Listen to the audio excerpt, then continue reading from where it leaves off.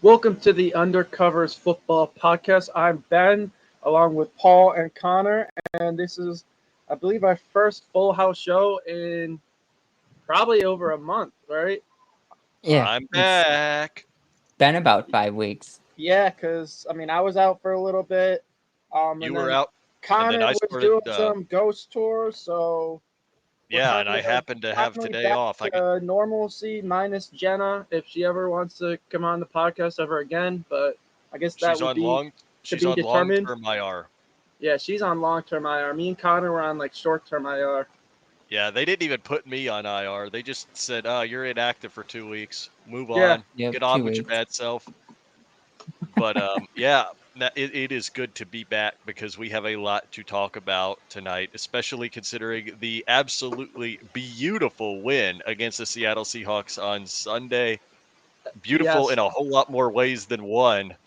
As a matter and of fact, the title of the video, a statement win. Yeah, it was indeed a statement win against a team that looked and absolutely poised to uh, take the NFC West crown.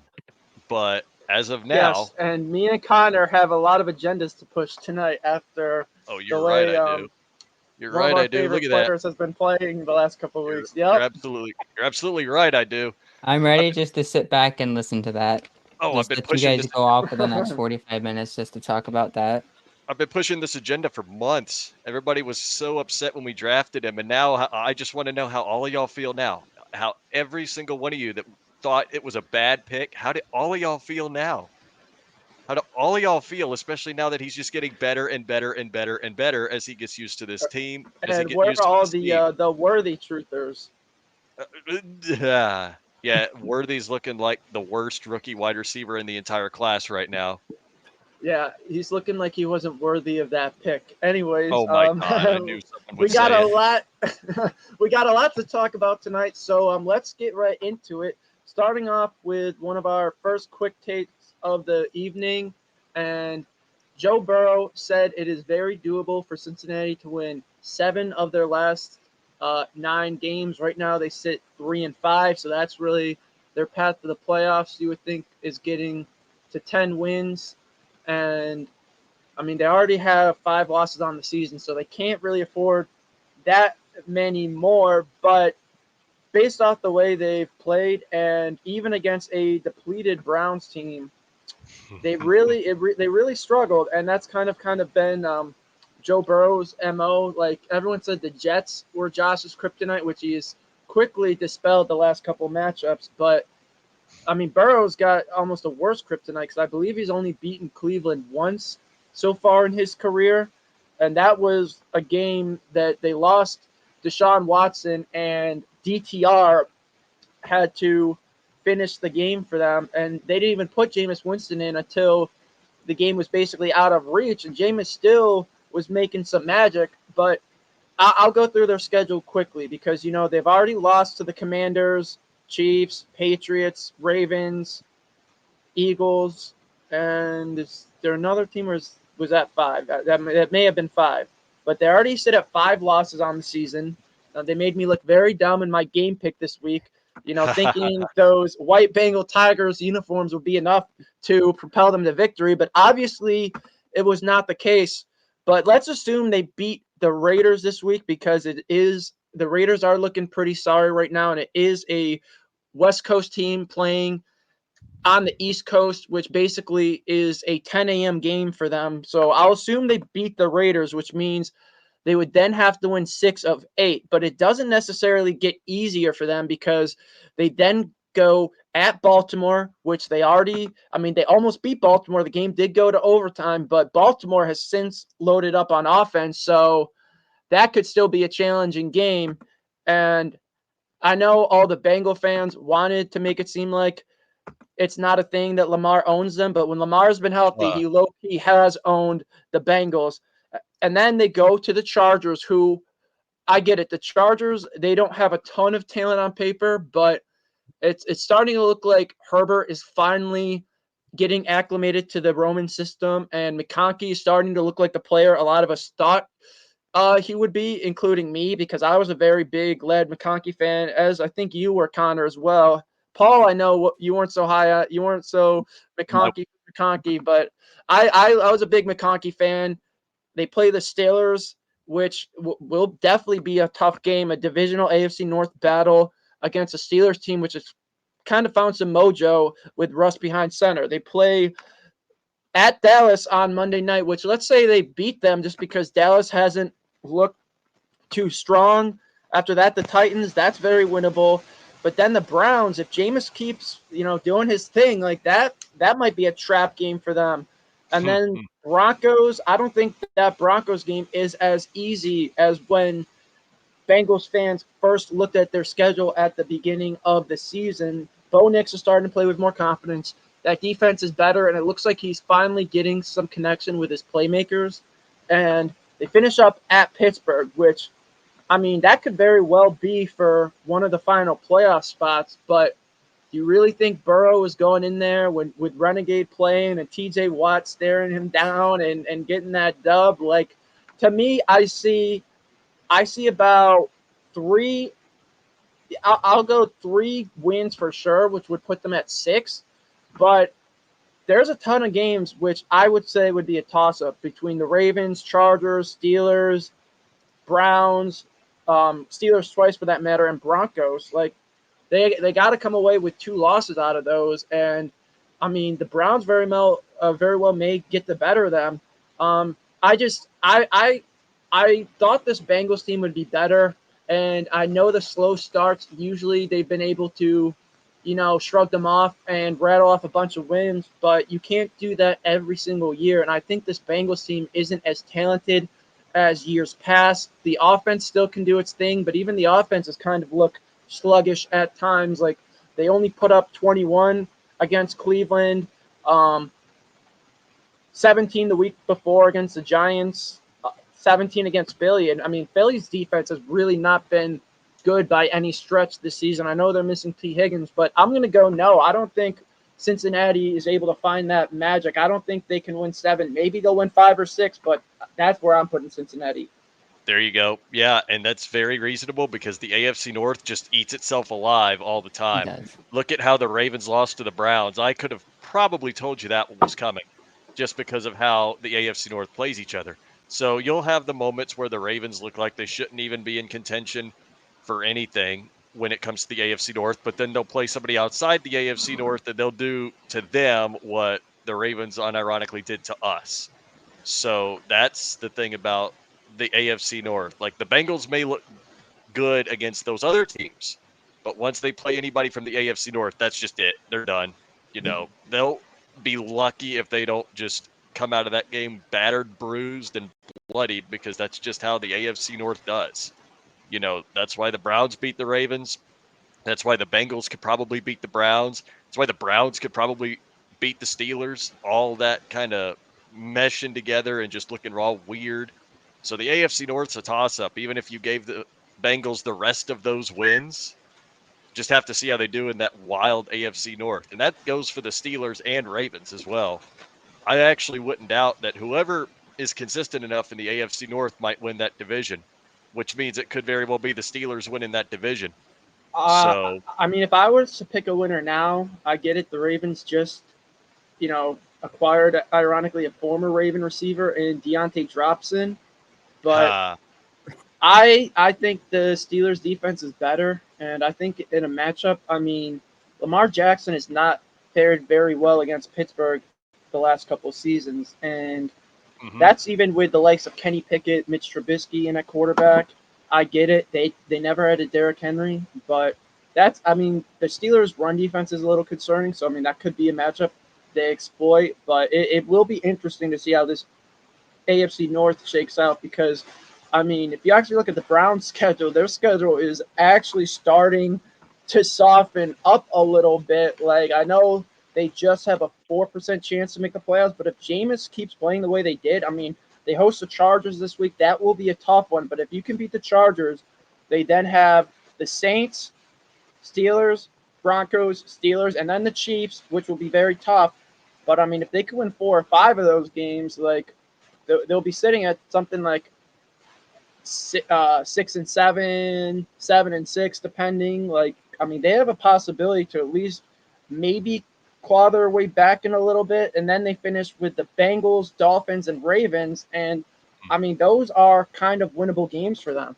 So if they can take care of their divisional games, like who's to say Jameis Winston can't cause some late season matchup or magic in Cleveland, a la Joe Flacco, who actually Oh man. is our next quick take, so we can segue right there. Oh Yeah. yeah. Joe Flacco has went from the Browns, helping the Browns get to the playoffs, to possibly helping the Indianapolis Colts find a way back into the AFC South and possibly into the playoffs. But then there's Aaron Rodgers, at the other hand, who has the Jets at 2-6 through 8 games. No, Zach Wilson through 8 games last year had the Jets at 4-4. So Connor, I want to give you this: who has the worst quarterback situation currently right now? The Jets with Rodgers or Richardson and Indy? The Jets with Rodgers, and I'll explain why really quickly. You can't just bench Aaron Rodgers because he's basically acting like the LeBron James of the NFL right now. He basically runs the team. It is pretty much the reason why Nathaniel Hackett was not let go from his position, but Robert Saleh was. So you can't just tell this guy, "Oh, we're going to bench you because you've been playing terrible." Because at that point, you also brought in Devontae Adams because he wanted to play with Aaron Rodgers. What does that tell Devontae Adams? Oh, this organization don't care. This organization's a dumpster fire.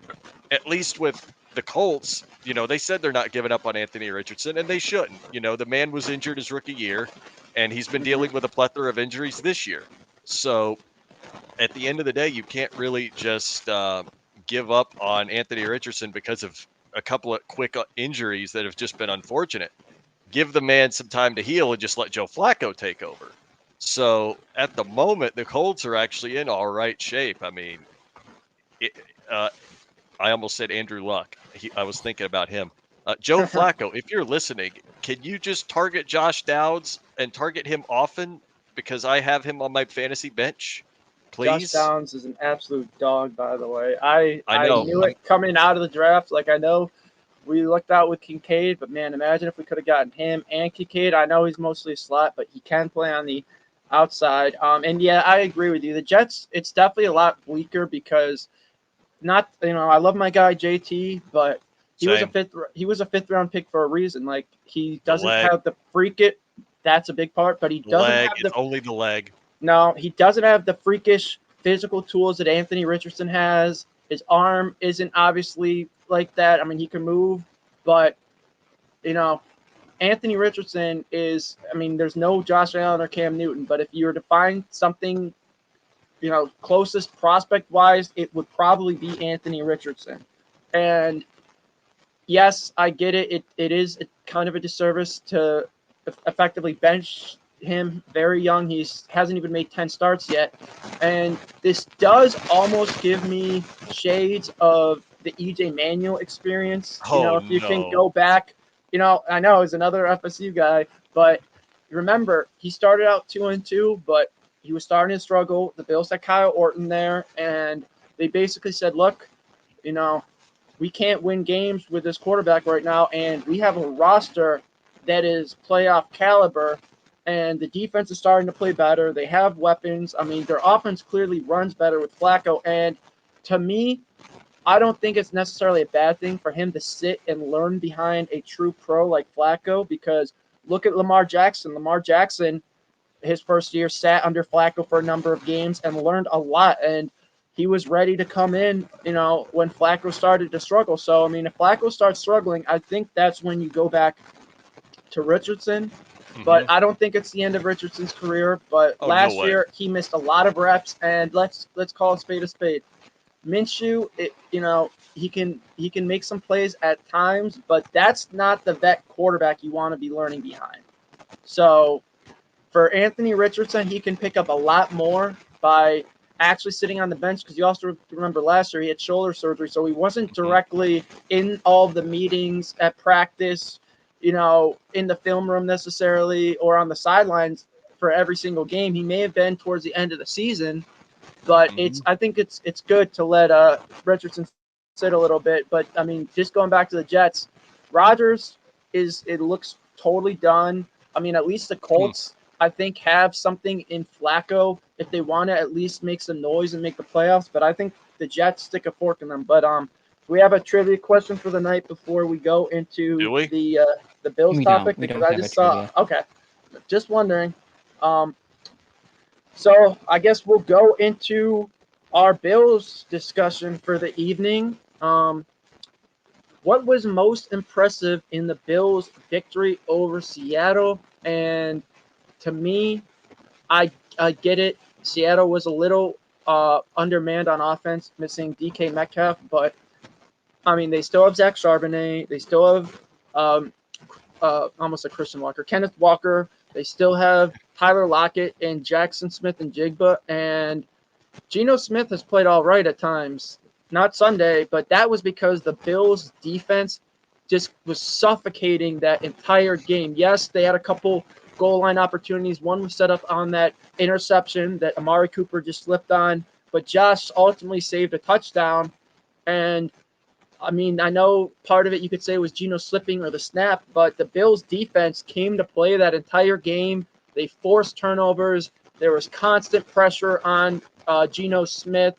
Like, I was impressed with that defense, especially I know Atlanta doesn't have much of a defense, but they still put up 34 points on the road in Atlanta. And, I mean, Seattle's kind of been able to score on almost everyone this year to an extent. So I was impressed with what I saw with the defense, especially considering Terrell Bernard was hurt, and we're still without Von Miller, and Dwayne Carter just got hurt. And I mean, Seattle can run the ball. I was expecting Seattle to still be able to move the ball, and I mean, they did at times, but the defense was just pretty much suffocating throughout the game. So that's what I was most impressed with. Yep.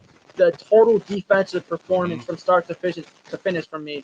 Because I mean, Absolutely. the game started, 3 plays, 3 and out, and I mean they didn't score until it was 31-3. So the game was very much out of hand at that point. And we played our patented McDermott prevent defense, but it didn't matter because there wasn't enough time for Seattle, to mount a miraculous comeback at that point.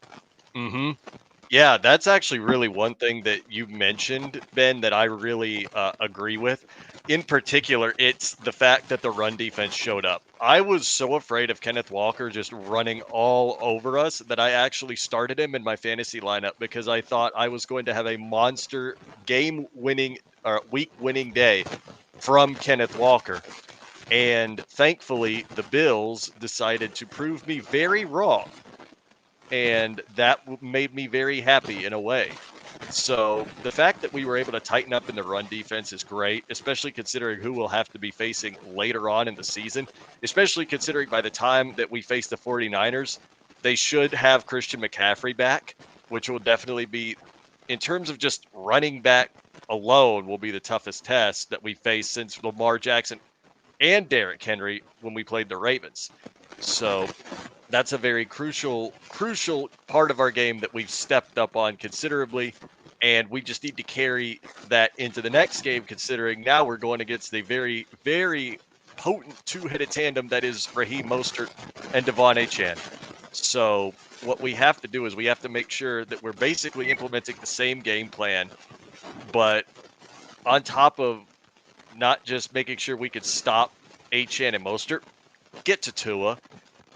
Tua's a much different quarterback when you rattle him compared to Geno Smith. We saw in the game where we were able to rattle Geno Smith, and Geno was still able to cork it downfield for someone like JSN or Tyler Lockett or just anyone.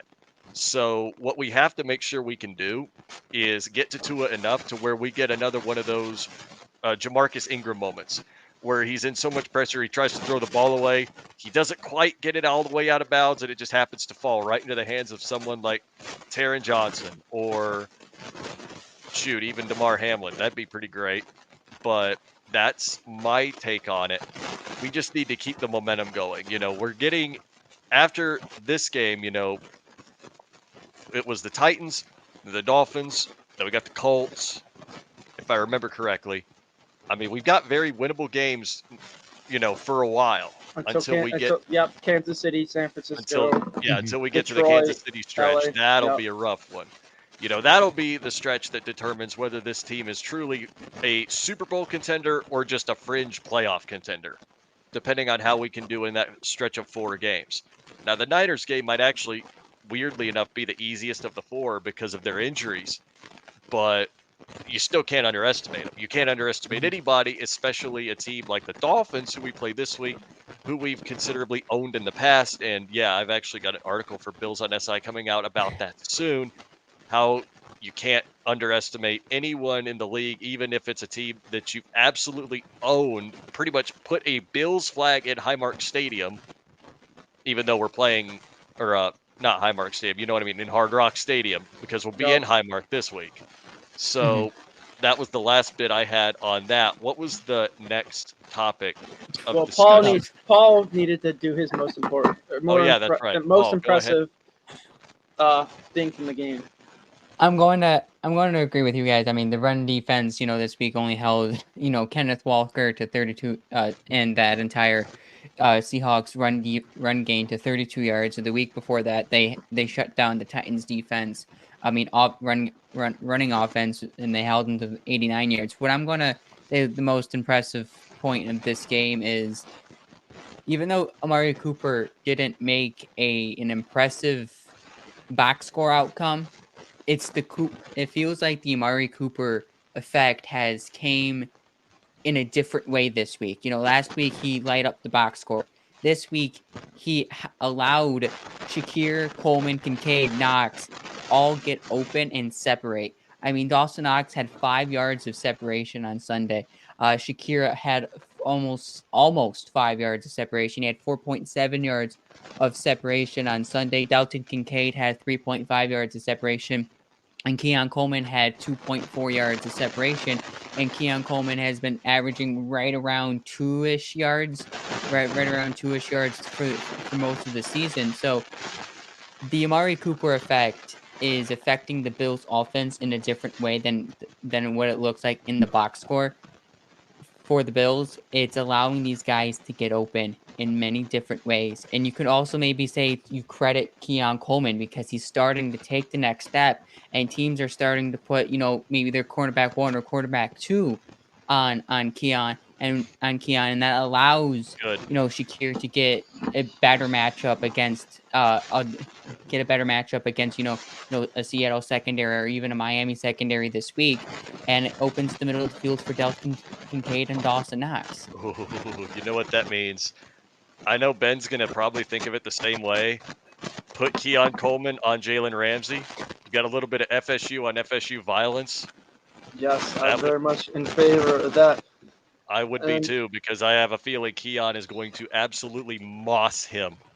I mean, you saw what Marvin Harrison Jr. did against him on Sunday, so I'd like to see what Keon's got up his sleeve. And moving on to our final topic about the Seattle game, we have our players of the game, or standout player from Week 8, and I'm going to keep it with the Keon Coleman discussion because he had arguably his best game of the season. That catch on almost at Witherspoon on Woolen, their other corner, who isn't just any corner. He's the biggest corner in the NFL. So that would hypothetically be Keon's toughest matchup, in a red zone fade situation. And that's something Josh really hasn't thrown to him this season. I know he threw that back shoulder one against the Titans, which I still think was a touchdown in my opinion, but the refs wanted to rob Keon Coleman of Rookie of the Year apparently, so they're going to try to take away his statistics. But, the first play, Woolen, denied him, but then it just goes to show you the trust that Josh Allen has with the rookie already. I mean, it's taken a couple weeks, but each week it is grown. And yes, there was another play down the sideline Keon could have been able to make, but late in the game, he made that same type of catch, which set up, I believe, either a field goal or a touchdown. And then the blocking he did, he just took Joby's, or Job, however you say it, soul and pointed down at him. I mean, one time he blocked him out of bounds so badly that he nearly started a fight. Like everything we knew Keon could bring to the table coming out, contested catchability, highlight reel catchability, just nasty blocking. And even in the screen game, I believe it was either 1st and 20 or 2nd and 20. And they set up another wide receiver screen to Keon, which we didn't really see that often before the Jets game. But it's something that Keon could definitely do and excel at because of his after the catch ability. I talked about it last week, but he's one of the best. I think he has the second most yards after catch among receivers, maybe besides Khalil Shakir. I'll have to Mhm. check my next gen stats, but I believe he still has the most yards over expected after the catch. Yeah, it's up there for sure. Let me do some stat digging. You guys can get to your standout players because I got some. I think I got some juicy stuff for y'all. So stay tuned. I have some Keon Coleman stats with me right now. Him among rookies. I mean, not the rest of the NFL here, but I have Keon Coleman at fourth in receiving yards among rookies. He's just Yep. 4 yards shy of 400 on the season. He's sixth in receptions this among rookies. He's 20. That's 21 receptions on the year. He's eighth in targets among rookies. That's 34 targets. He's first in average catch, and that's 18.9 yards per catch, and he's fourth in TDs. That's 3 touchdowns this season for Keon Coleman, and it only will get better for Keon Coleman from week 9 to the end of Hmm. the season. And Yup. I think all three of us have collectively talked about this, at an extent, during the off season at the certain parts of this of the regular season is that we all knew that the offense was going to struggle at a certain point this season, but Hmm. it's what the offense was going to do after they struggle, and we're starting to see that. They went through that 2, 3, 4 week phase where we're like, okay, the offense needs starts figuring something out. They figured it out. Yes, Amari Cooper does help, but here we are. We're starting to see what the full Joe Brady plan is for the offense, and it's starting to work. Yes, it's a little bit of a softer schedule the last few weeks, but it doesn't matter. We're starting to see what this offense can do. They're starting to blend. And, from here on out, I think, the Bills could possibly have one of the best offenses heading into the postseason. So real quickly before, I don't know if you still have to give your standout player, Paul, and I know Connor has his, but real quickly, Keon Coleman right now is averaging 9.2 yards after catch per reception, which puts him in third in the NFL, second among wide receivers, only behind Jamison Williams. He's actually still number 3 overall in yards after catch. No, actually, he's second in the league overall. My apologies. In yards after catch over expectation per reception. So the only one who's having more yards after catch above expectation is Tyler Johnson on the Rams. So just to kind of put it in perspective on his 9.2 yards after catch per reception, compared to the guy who he replaced in Duval, Gabe Davis only is averaging 2.6 yards after catch per reception. Each. So that's like a 6.5 or maybe like a 6 yard difference per catch, Right that Ouch. on is. there. And he also has a negative yards after catch above expectation. So basically, he's getting tackled before he's expected to, which is not good by any stretch. I don't mean to necessarily shit on Gabe Davis or anything. I'm just kind of put into perspective because a lot of people thought we wouldn't be able to replace Gabe, even though we upgraded Oh, with Keon. Connor, let's hear your standout player, and then we can get you know into what? our trade talk. Absolutely. And you know what? I am going to make this a little quick because it's actually a little more unorthodox because there's plenty of standout players. Obviously, there's James Cook who performed really, really well. Ran Shakir. the Yes, ball that's another incredibly one I well. forgot. Yeah, Khalil Shakir, obviously. Greg Rousseau absolutely had himself a monster day on the defense. But there is a little bit of an unorthodox way I'm going about this. You know who my standout player of the week actually is? And I'll explain why in a minute. It's Amari Cooper. And I know Amari Okay. didn't have a lot of big numbers on the stat sheet. As a matter of fact, he had like next to nothing on the stat sheet. compared to other receivers, but that's just it. The fact that Amari Cooper's out there, he is drawing the defense down to follow him wherever he goes, which is allowing guys like Shakir to get more looks around the field. It's allowing Keon to get more looks elsewhere. The defense is converging around the area where Amari Cooper is because they watch Amari Cooper go off in his first game with the Bills and they go, oh man, this guy is about to be really good. We got to put a little more effort into covering this man, or at least covering the area of the field where he's supposed to be. Well, once they start doing that and Amari starts kind of throwing him off a little bit, that just leaves Shakir wide open. That just leaves Keon Coleman, Dalton Kincaid, even Dawson Knox, as we saw against the Seahawks, wide open. And another thing it does is it actually contributes a lot to the success of James Cook in the ground game because they're always afraid that Amari's going to find a lane and be gone. So even if they try to look for James Cook, they always have to keep an eye on Amari Cooper. And because they have to keep such an eye on Amari Cooper, that just allows the lanes to open and James Cook takes off. So that's why Amari Cooper is ironically my standout player of the game. Not for what he did on the field, but for what he brings to the field. It wouldn't be me if I didn't give an absolutely unorthodox take for my first time back in a while. So let's hear yours, Paul. So that's that. So we can get into our trade talk. You know, I think I'm going to give it this week to Khalil Shakir because what he has done thus far this season, and you know what he did in Seattle, is just what it just brings the entire wide receiver room, you know, together.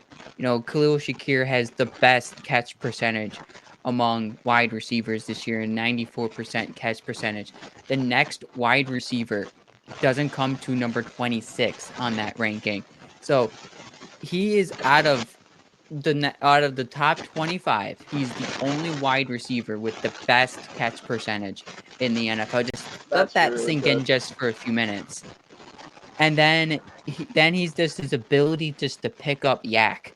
To catch the ball 2-3 yards behind the line of scrimmage and just bolt down the field. And he had nine yards of yak against Seattle. So just his all-round ability for Khalil Shakir, it just brings, you know, a secret weapon that we all thought Shakir could have brought this season, and he's just taking it to the next level. And Joe Brady has just unlocked it in a different way that, you know, I thought he was going to be mainly just a slot guy. You know, you targeted him a few times over the middle of the field and go, but we're using him on screens. We're using him on passes behind the line of scrimmage. So his ability just opens up this offense and, you know, use different plays and concepts has been amazing thus far this season. And that's why he's the standout player for me for right now. I like how we've all got so very different standout players. And they're all wide receivers. I love it. And everyone said that was going to be an issue going in the season. I know the Bills did make a move. And speaking of moves, the NFL trade deadline is fast approaching. It looks like we got a bit of an arms race going on in the AFC. I know the Jets were trying to make some noise with the Adams move, which subsequently fell on their face. But if you just look at what the Bills' biggest rivals are doing right now, the Chiefs have already made 2 trades. They kind of needed to get Hopkins out of necessity just due to having an extremely depleted wide receiver room. But, I mean, that's going to get healthier eventually. So they're going to, at some point, have potentially Worthy, Hopkins, potentially Brown, and even Juju if he gets back, which is a solid 1, 2, 3, 4. And their defense has been playing very solid. And they got Josh Uche for basically a pack of chips. Now, I know any of us can't really be too upset with that, other than New England trading with the Chiefs of all teams. But I knew that New England wasn't going to deal in the division, so it's not like I can be upset that the Bills didn't make the move because there are still moves to be made, which we will get into very shortly. But that poses – and then the Ravens obviously added Deontay Johnson today, but that poses a question. Do the Bills need to make a move this deadline? And I'm going to start it off by saying, even though I know, being said, this was supposed to be not a down year, but kind of a reset year to get the cap right and everything, he kind of showed by going out and getting Amari Cooper that he believes that it's still wide open to an extent.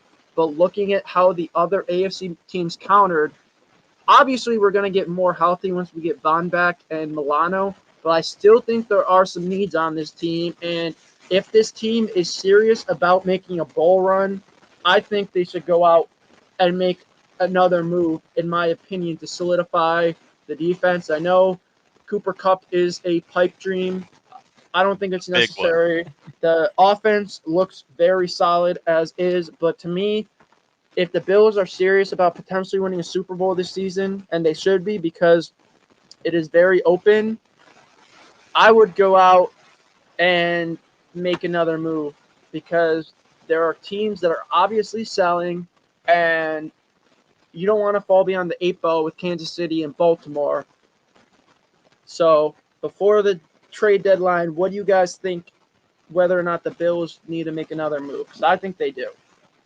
Paul? Defensively, yes. Okay, thank Defensively, you. I think they have to make another move. Offensively, no. I think the offensive acquisition, grab another wide receiver, grab another running back, whatever. I think that's No. out the window.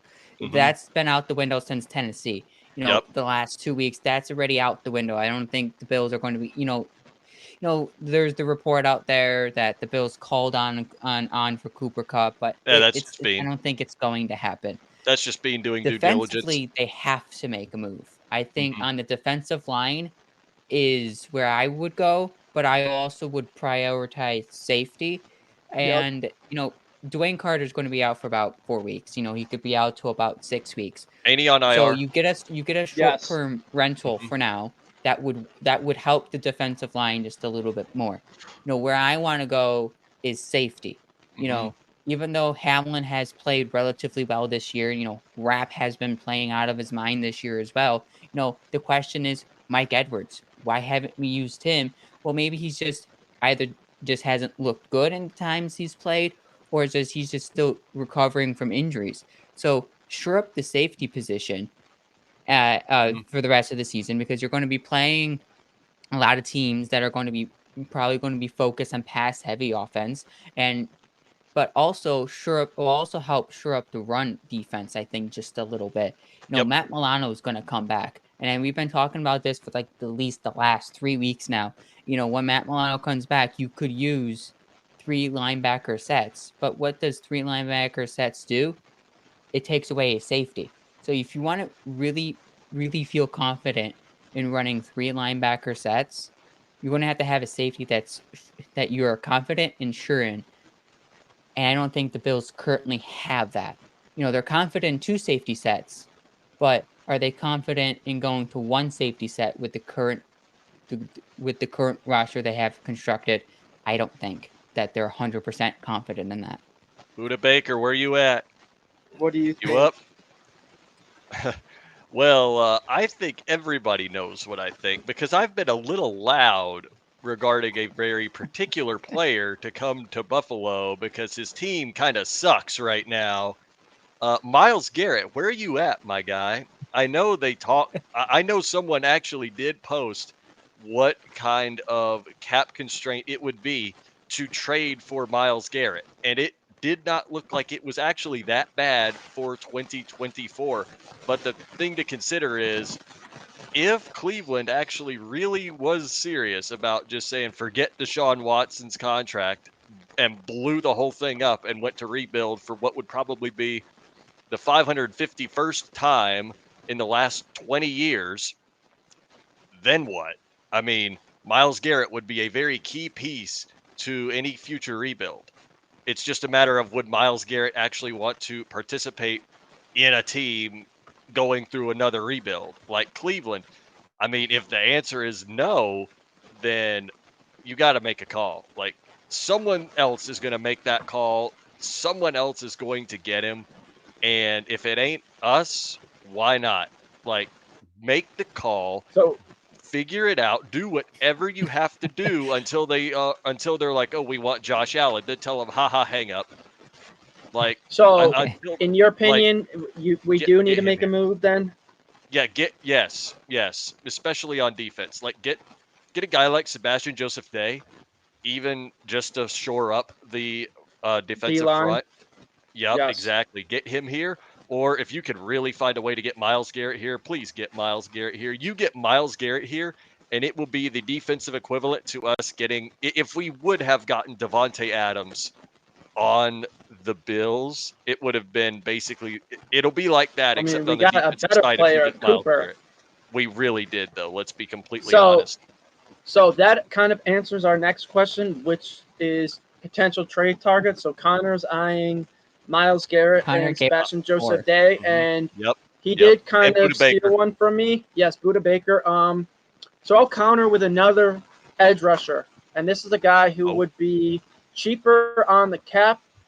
Unfortunately, he's a free agent, and the way he's uh-oh. playing, it might be a little bit expensive because he does have 5 sacks in the last 3 games, to total 6 on the season. But I'm looking at Aziz. I don't know if I pronounced that Oh, right, or Aziz yeah. Ojulari. Aziz? Yes, He yes. has been Look, balling recently. Is on a rookie yes. deal, so that would obviously be a lot friendlier on the Bills cap. They could still Hmm. potentially Mm-hmm. work out potentially a short-term Look. deal in the offseason. Hmm. But if they just need a pure pass rush specialist, that's a guy to target. Now, per ProFootballRumors.com, I'm not sure how reliable they are, but it does say the Giants are setting high prices on both him and Slayton. But obviously, we don't Okay. need a receiver. But there is some familiarity, of course, between Joe Shane and Brandon Bean. So maybe he'll give a friend's discount or something, just hoping. If they aren't able to strike a deal, I still like to stick with the pass rush element. I know Clowney's name has been tossed around, even though he does only have 1 sack on the God. season. Stop it. But how about another one? I believe he's now up to 5 on the season in Zadarius Smith. Oh, Cleveland's yeah. selling, so if you can't get the one edge rusher from Cleveland, If you why can't. not make a call Mhm. about Zadarius Smith? He has 5 on Oh, the just all season. about both. He is right. He has familiarity, with Lamar Jackson playing the division. Actually got a sack on him last year, so I know we weren't able to get much pressure on Lamar.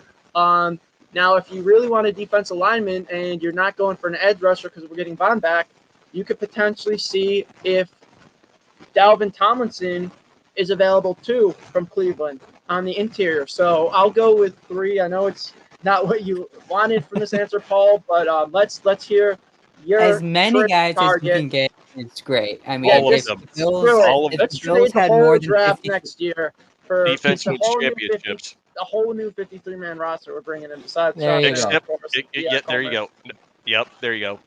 All right, Okay, So Paul, let's so hear it. what I'm let's getting hear from what you this got from cooked up. you two, what I'm getting from this from you two is that you would give would you go how far in extent would you guys feel comfortable in going giving up picks? Ojulari is going to cost a lot, but are you willing to give up maybe one of your 2 second rounders this year for Ojulari plus Yes.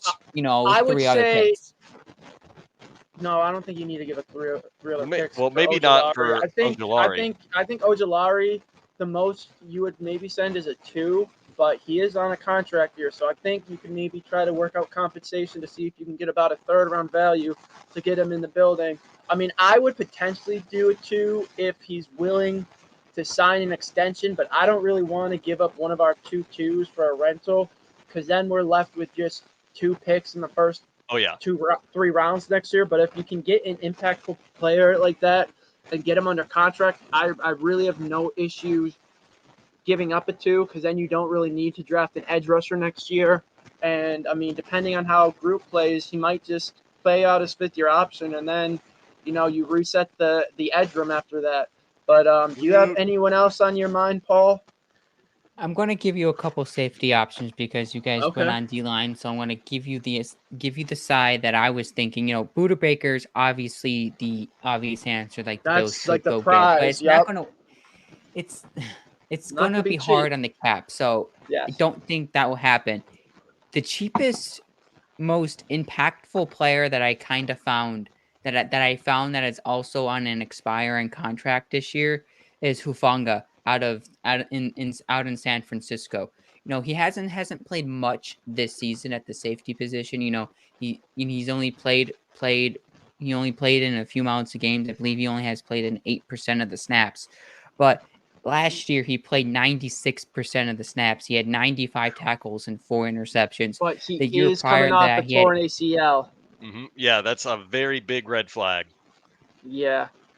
so Why do you think my one, Jalen I Phillips did to not my know the or, injury to concern Buffalo there. train died? Okay. Why Let's do you see. think? You have my, anyone else? But I do. How oh, about Let's. the honey badger out in Ooh, I kind of What? like out in New that. Orleans? Yes, I you kind think of he's like really that going to actually. leave? I mean, you think he's going to Why leave? not? He's on an affordable deal from To what be fair, I've the Saints seen, are kind of and bad. the Saints are just terrible. Like you don't think especially him being a Start former at 2-0. Chief. You don't think he would want to get revenge on his former team for bringing in bum-ass Justin Reed to replace him? Because Justin I Reed mean, really has not been good. He could want to go back. That's the other Thing thing with to think Matthew, about. No, though, they don't need safeties like that in Kansas City. Because they got Well, it is Brian Kansas Cook, City. They might they just do have it to do Peyton it. Hicks. Yeah, I guess that's true. But go on, Paul. the issue with Matthew is that he's due $11 million the following year. So Cut That's a him lot of you after. money. would be chipping into next year's cap if Just you cut would him. go out Boom. and get a guy.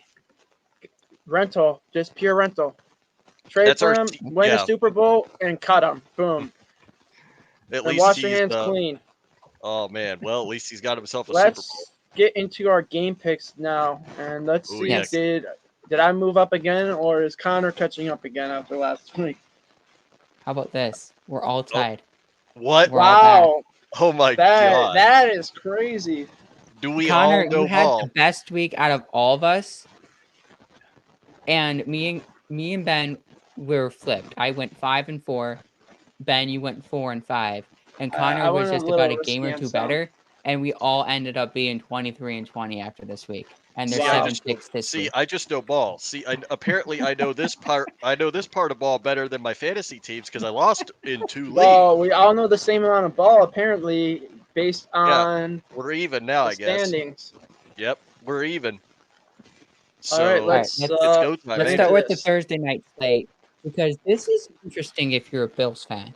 Because one, if New York loses and you beat the Miami Dolphins this week, it could really just fit up the division really just heading into Thanksgiving, honestly. But if you want Houston to win and to lose, it will help in the seeding because you already think the Bills should have the divisions all sealed up in a few I'm weeks. not worried So about the division anymore, really. So I probably will somehow root for the Jets, maybe just more so out of pity, because it seems like that fan base has finally given up. But I still don't see them winning. Even given the amount of injuries right now on that Houston roster, I still don't see it. I know it's a short week. The Jets are still somehow favored, but give me the Texans. Ooh, yeah. I mean, this is the ideal hate watch because no matter what happens, the Bills win. You either get a larger gap in the division, or you jump the Texans in terms of playoff seeding. So at the end of the day, it is a successful hate watch, no matter how you slice it.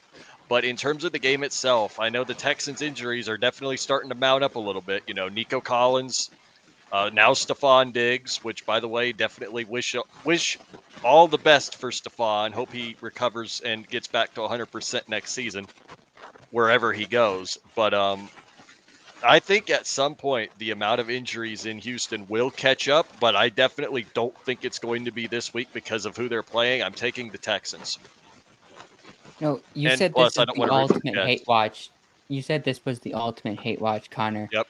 That's what makes this game the most strategic game for game picks. This is you want one team to win for a reason and you want the other team to win for a reason. So that Well, they means it could comes tie. down to strategy. How do you win game picks this week? You pick the better team. That's the Houston Texans. Flat out. Yeah, I'm Houston's the not better team. picking out of emotion for this type of Yep. game. No, Even neither though am I. I probably Yeah. want the Houston Texans to win, I'm going the Jets to win from that aspect. But I think the Texans win. All I right, think next they will game. too. Next game is it features two teams that are currently in the playoffs, and one of them is currently matched up for if the playoffs started today, the Bills would have to host the Denver Broncos.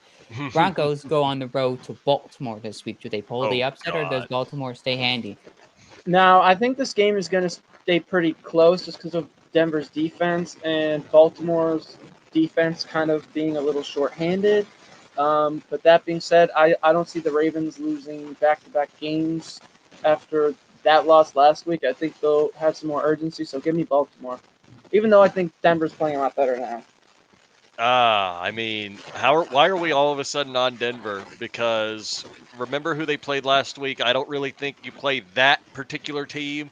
You should get looked at very well because they're kind of bad. So I'm not all in on I'm not all in on Denver. I actually think Lamar and the team is going to absolutely dominate the Broncos. Like, I mean, all of a sudden they're getting hyped because they beat the Panthers. Whoop-dee-doo. You beat probably the worst team in the league by a lot, like a lot of people have. Congratulations, you won nothing. You're getting smoked by a real team. I'm taking Baltimore, and I hate to. Baltimore is first in yards per play. Denver is last in the NFL yards per play. That's the matchup we're watching this weekend, thanks to CBS, who posted that on their Twitter account today. But, Denver's a sneaky team. It just depends what offense you get from Denver. For some reason, my brain's telling me an upset's going to happen once in a while. Give me the upset here. Give me Denver over Oh Baltimore. my God. Man just wants to watch the world burn, or he just wants to see the Bills get seated higher as Baltimore falls further. So I feel like Cincinnati has another home game this weekend. They're 0-4 at home. They host the Las Vegas Raiders. Do they go 0-5 at home? Or do they finally No, get they the first finally win? turn it around. I talked about it earlier in the quick takes. Give me the Bengals. Yep. Jamar, you got to show up at some point. Joe Burrow, you got to show up at some point. The whole team has to show up at some point at home, and it's against the Raiders. As a matter of fact, you could probably, well, no, okay, I wouldn't even go that far. I was gonna say think of this Bengals defense as a streamer fantasy pick this week. No, don't do that. Don't do that. I'm taking the Bengals anyway because they gotta get it together somehow. But I mean, it is the Raiders. I think they'll Yeah. take care of business. Cincinnati, if Joe Burrow says they have to win 7 last night, and he says it's doable, you have to win this weekend. If not, then it's not doable. You have to start by winning. In order for something to become doable, Cincinnati wins this weekend against Las Vegas. It's a clean sweep, so that means Las Vegas will automatically win by default. All right, Arizona and Chicago. Oh my Arizona is goodness. currently in the playoffs because they're at the top of the NFC West. Somehow. Chicago is just outside of the playoffs looking in. Who wins? Arizona and Chicago. Where's this game? In Chicago or Arizona? Arizona. Oh my. Okay, then I lean the Bears. Or sorry, then I lean Arizona. I know the Bears are coming off of a very tough loss, and they might be inspired. I do think they have a slightly better defense, but I think the Cardinals are starting to figure things out. Murray's getting his connection with Harrison finally, so give me the Cardinals. Mm-hmm. I mean, we all know that the Bears lost on a freakish Hail Mary, courtesy of Jaden Daniels looking more like Jaden Rogers out there. But the fact that the Bears actually played the Commanders really, really tight, I think just goes to show more of it's any given Sunday or just any given day period. Anything can happen in the league. But honestly, I just think the Cardinals' passing attack, when they're in sync, is just deadly and disgusting unless your name is Christian Benford. So to that end, I am 100% taking the Cardinals in this game. Either you guys will start taking the advantage over me, or my upsets will start making me look good. I'm taking Chicago this weekend. I think Caleb Williams and that team's going to have something to play for. They're just right outside that playoff line, so they want to get back into the playoffs. Chicago, and how they get back into the playoffs is starting to play more inspired football. They did it this weekend. And, Stevenson, just his ridiculous motion to the fans mid-play, then decided to tip the ball. Noah Brown catches. It just freak play happened there. I think Chicago goes into Arizona and wins a close one. Let's go to the next game, 425 in Green Bay. Detroit, who put up 50 on the Tennessee Titans, with Jared Goff not looking anything close to what Jared Goff can look like. Goof. Gibbs and Montgomery heads to Green Bay to face the Packers. Game of the week. It is. Connor, you go first. Oh, you want me to go first? Okay. Yeah, you go first. Well, first of all, yes, the Lions managed to put up 50 while Jared Goff did next to nothing to contribute. You know that meme where it goes, I'm doing my part. I'm doing my part. I didn't do. You know what I mean? Yeah, that was Jared Goff at the end. So I just think that was because they played the Titans, and the Titans are, well, bad. I would say the Titans are probably a bottom 5 team in the NFL right now. So to that end, I am going to say that the Lions put together a more efficient game plan for Jared Goff. And with Jordan Love's status kind of up in the air, I'm taking the Lions to win this game. And that's the only reason why I'm doing that, is because Jordan Love's status just seems kind of up in the air right now. Even if he plays, who knows what happens. Yeah, he'll be hobbled. I mean, we saw how he played, not 100% against Minnesota earlier in the year. Even with a healthy Love, I think I would still lean Detroit because they kind of did the same thing last year. They lost a game or two at the beginning and started a little slow, and then they really just turned it on. So give me the Lions.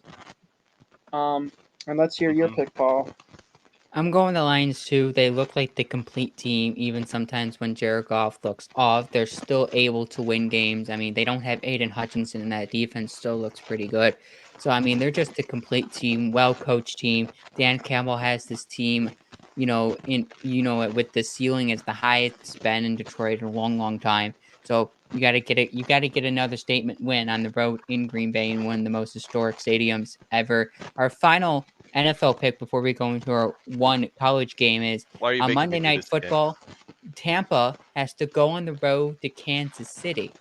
Do we have an upset here? My heart says Tampa, but without Godwin, without Evans, it's going to be tough. Now, I know Otten has really stepped it up for them, and the Chiefs do give up big yardage to tight ends, but that Tampa defense is just brutal. And if there's a get-right game for Patrick Mahomes, it's against this Tampa Bay defense. So I think the Chiefs roll.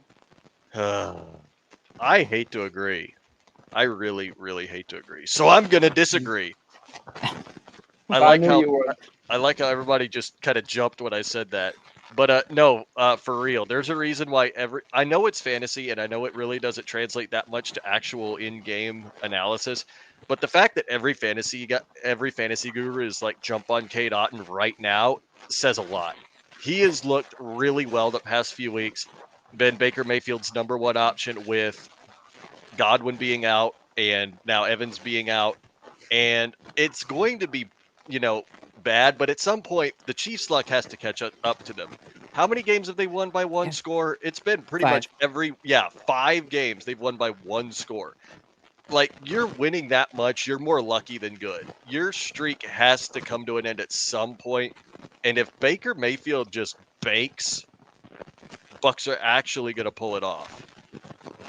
I'm going to just take the gamble and go Tampa Bay wins this game. And no, I'm really not trying to sound like a Chiefs hater because that's how it's kind of coming off. But no, I'm just being serious. I feel like if Baker just gets into a rhythm, hits Cade Otton often, and they open up the ground game for Rachaad White, I mean, they could just cook in ways that I don't think we've seen anybody cook against Kansas City except Baltimore, and they even lost by a toe.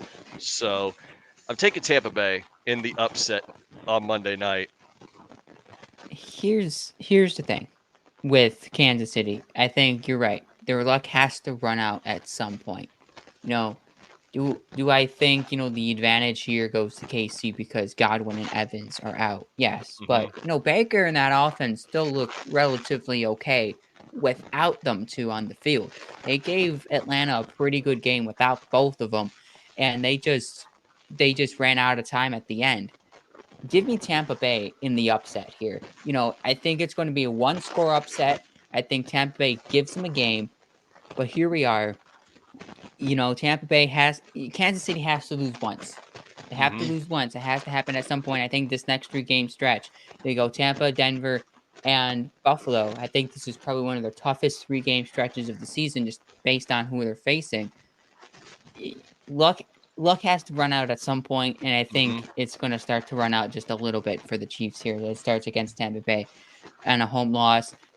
All right, the noon game on a Saturday, the only ranked game. Well, there's 2 ranked games on Saturday, but we're picking one of them. It's Penn State hosting Ohio State. This could potentially have Big Ten championship implications here.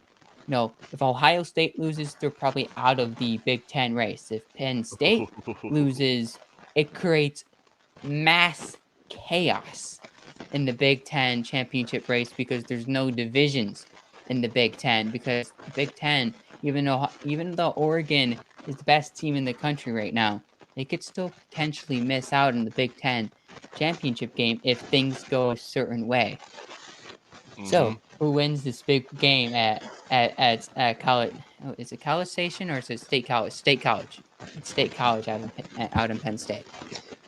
I'm gonna go with the home team. I think Happy Valley is a very tough place to play, and I mean I know there's been some close calls for Penn State as well, but I don't think this Ohio State is the same team. I mean they very well could have lost to Nebraska at home last week against a team that got completely demolished by IU. So give me Penn State. I don't know if it's technically an upset, but if it is, it's not much of an upset other than Ohio State just having the name recognition. But give me the Nittany Lions.